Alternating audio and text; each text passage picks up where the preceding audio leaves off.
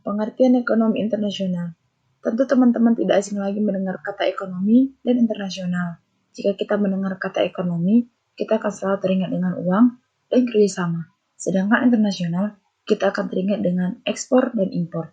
Jadi, ekonomi internasional adalah ekonomi yang berusaha menjelaskan tentang bagaimana hubungan ekonomi antar suatu negara dengan negara lain yang dapat mempengaruhi alokasi sumber daya baik antar dua negara atau antar beberapa negara.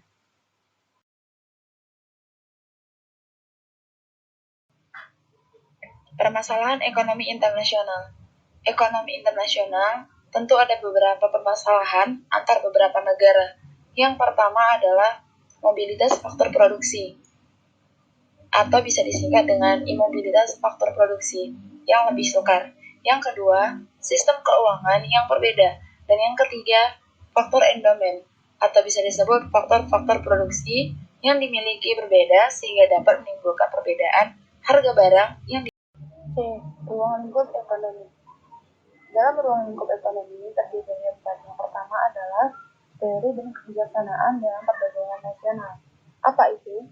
Nah, teori ini menganalisa dasar-dasar terjadinya perdagangan internasional serta keuntungan yang diperoleh. Sedangkan kebijaksanaannya ataupun kebijakan perdagangan internasionalnya itu membahas alasan-alasan serta pengaruh pembatasan perdagangan. Yang kedua adalah teori kebijaksanaan dalam bidang keuangan dan moneter internasional, yaitu kebijakan moneter merupakan kebijakan dalam upaya mengendalikan perekonomian negara secara makro. Yang ketiga, pembentukan organisasi dan kerjasama ekonomi internasional. Dan yang keempat, perusahaan-perusahaan multinasional. Nah, ketiga dan keempat ini memiliki kesimpulan. Yang pertama, perlu adanya kerjasama internasional. Yang kedua, saling menguntungkan. Dan yang ketiga, adanya dan dengan tujuan untuk kepentingan sosial. Yang terakhir, teori ekonomi klasik, yaitu teori yang menekankan masalah ekonomi pada sisi penawaran saja.